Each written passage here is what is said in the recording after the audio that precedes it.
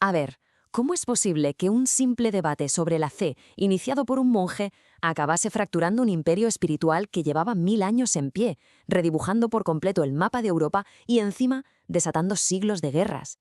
Parece de locos, ¿verdad? Pues es literalmente lo que ocurrió. Y es que la historia de la Reforma protestante va mucho más allá de la teología. Es una crónica increíble de poder, de política y hasta de tecnología, que transformó radicalmente el mundo occidental. Y todo arranca con esta pregunta, la gran pregunta que va a guiar todo este análisis. Bueno, situémonos a principios del siglo XVI. La Iglesia Católica parecía un monolito, ¿no? La gran fuerza que unificaba toda Europa. Parecía intocable. Pero solo en la superficie. Por debajo, las tensiones llevaban ya siglos acumulándose. La estructura no era ni de lejos tan sólida como aparentaba. Y es que, ojo, los desafíos a la unidad de la Iglesia no eran nada nuevo, ni mucho menos. Mucho antes de Lutero ya había habido fracturas muy serias. Por ejemplo, el gran cisma de 1054, que partió en dos el cristianismo entre católicos y ortodoxos, o el cisma de Occidente, que fue una crisis de liderazgo tremenda, con varios papas a la vez. Y luego figuras como Jan Hus, que se atrevieron a cuestionar la autoridad papal y acabaron silenciados de la forma más brutal. Cada uno de estos episodios iba dejando claro que la Iglesia era una institución muy humana y por tanto falible. Estaba preparando el terreno para lo que iba a venir. El descontento, vamos, crecía por todas partes. La gente corriente veía cosas que no entendía, por ejemplo, la venta de indulgencias, que eran unos documentos que, a cambio de dinero, prometían acortar el tiempo en el purgatorio. Básicamente era como comprar el perdón. También veían a un papado que parecía más interesado en el poder terrenal, en el lujo, que en la guía espiritual. Y la vida de muchísimos clérigos pues no tenía nada que ver con los valores que predicaban. Todo esto generaba una indignación que iba a más y a más. Y en medio de todo este caldo de cultivo, de este polvorín a punto de estallar, aparece una figura, Martín Lutero. No era un príncipe ni un general, era un monje, un teólogo alemán que con sus ideas encendió la mecha que lo iba a cambiar absolutamente todo. Y aquí llegamos al meollo de la cuestión. Por un lado, la Iglesia defendía que su jerarquía, el Papa y los obispos, eran los únicos que podían interpretar las Escrituras.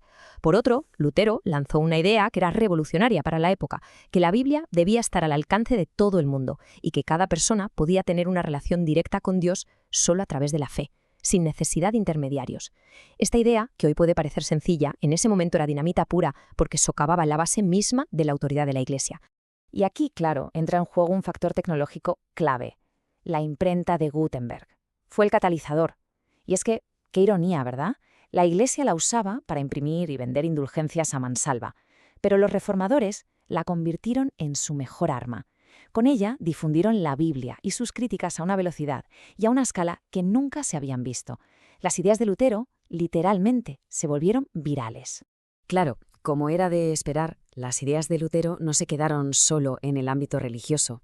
Muy rápidamente, los príncipes y los nobles de la época vieron ahí una oportunidad de oro. Apoyar la reforma no era solo una cuestión de fe, era una jugada política y sobre todo económica, muy astuta. Pero el movimiento no fue una cosa única y homogénea, ¿eh? Se diversificó a toda velocidad por Europa. En Alemania, Lutero dio lugar al luteranismo. En Francia y Suiza, las ideas de Juan Calvino crearon el calvinismo. Y en Inglaterra, el famoso rey Enrique VIII rompió con Roma por razones más personales y políticas, creando la Iglesia anglicana. La reforma de repente tenía muchísimas caras. Fue una auténtica reacción en cadena. Todo empezaba con un debate teológico, pero la imprenta lo convertía en algo masivo. Y luego, el apoyo político lo hacía imparable. Para los príncipes alemanes, por ejemplo, convertirse al luteranismo significaba algo muy concreto. Podían confiscar las enormes riquezas y las tierras que tenía la Iglesia en sus territorios. O sea, más poder y más dinero para ellos. Y esto es clave para entender el mundo moderno. La Reforma ayudó a forjar lo que hoy conocemos como las naciones-estado. Al traducir la Biblia a las lenguas de cada sitio como el alemán y abandonar el latín, se fortaleció una identidad cultural y lingüística propia. La lealtad ya no era universal hacia Roma, sino que pasaba a ser hacia un rey y hacia una iglesia nacional. Por supuesto, la Iglesia Católica no se iba a quedar de brazos cruzados viendo cómo su poder se desmoronaba. Su respuesta fue contundente, fue masiva y se movió en dos frentes.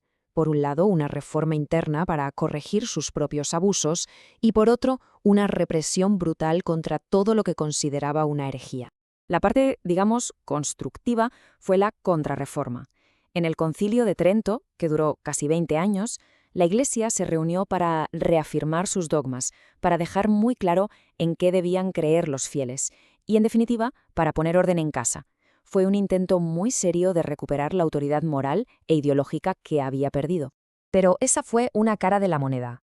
La otra fue la represión pura y dura. La Inquisición, que ya existía desde hacía siglos, se reactivó con una ferocidad terrible para perseguir a los protestantes y a cualquiera que fuera sospechoso de herejía. Especialmente en España, se convirtió en una herramienta del Estado para imponer una única fe y eliminar cualquier tipo de disidencia. Y las cifras de verdad son escalofriantes. Bajo inquisidores como el famoso Tomás de Torquemada, miles y miles de personas fueron acusadas de herejía, torturadas y ejecutadas. Es un recordatorio brutal del coste humano que tuvo este conflicto por el control de las almas y de las mentes. Para mantener el control se usaron todos los medios imaginables, desde la persecución de la Inquisición hasta la expulsión de comunidades enteras, como los judíos y musulmanes de España en 1492. Se confiscaron todas sus propiedades, claro, y hasta se creó un índice de libros prohibidos, para controlar qué ideas podían circular y cuáles no. Era una guerra total por la uniformidad religiosa. El resultado de todo esto fue un continente transformado para siempre, irreconocible. La idea de una cristiandad unificada bajo la autoridad de un solo papa había muerto y enterrado. Y en su lugar lo que surgió fue una Europa fragmentada, sí, pero también una Europa de estados mucho más fuertes y definidos. En definitiva, para que quede claro, las consecuencias fueron enormes y permanentes. Se acabó la unidad religiosa de Europa. El poder se transfirió de la Iglesia a los reyes y a los príncipes, que salieron muy fortalecidos. Y lo más trágico de todo es que se inauguró una era de guerras de religión que ensangrentaron el continente durante siglos, con católicos y protestantes luchando a muerte por el poder. Y todo esto nos deja con una pregunta final, una que resuena con muchísima fuerza hoy en día. La historia de la Reforma nos muestra cómo una búsqueda de pureza espiritual puede desatar fuerzas políticas y sociales completamente incontrolables. Y nos obliga a plantearnos si la fe, en su esencia, es una fuerza que une o si, inevitablemente, acaba creando divisiones. Una pregunta que quizás, a día de hoy, sigue sin una respuesta clara.